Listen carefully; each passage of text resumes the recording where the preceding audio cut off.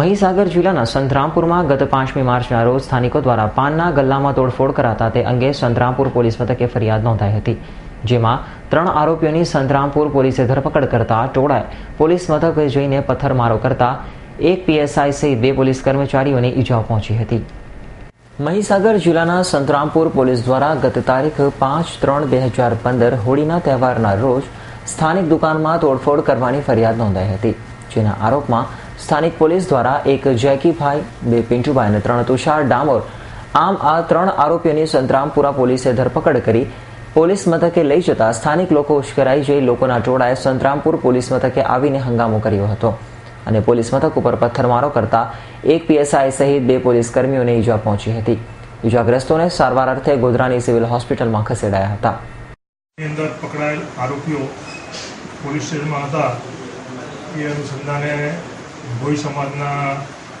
માણસો અને સ્ત્રીઓ બધા ભેગા ટોળે વળીને પોલીસ સ્ટેશન સાંજના 7:30 અરસામાં આવેલા અને અમારા માણસોને ખોટા પકડેલા છે એ રજૂઆતો કરી, વિરુદ્ધ રજૂઆતો કરી બૂમાબૂમ કરતા સ્થાનિક પીએસઆઈએ તમામને સૂચના આપી ભાઈ અહીંથી તમે વિખરાઈ જાઓ, ખોટી માથાકૂટ પોલીસ જોડે કરવાની અને જે થશે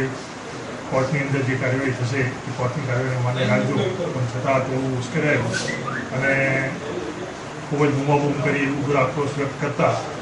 છેવટે એ લોકોને વિખરાઈ જવા માટેની કડક સૂચનાઓ આપવા છતાં ન વિખરાતા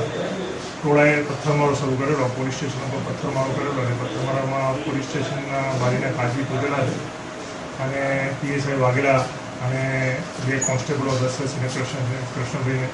બેને વાગેલું છે અને હાલમાં બંનેની તબિયત તો સારી છે, પણ પોલીસે પછી આ ટોળાને વિખરાવવા માટે એક સેલ બી છોડેલા અને ત્યારબાદ થોડું ડિસ્પર્સ થયેલું।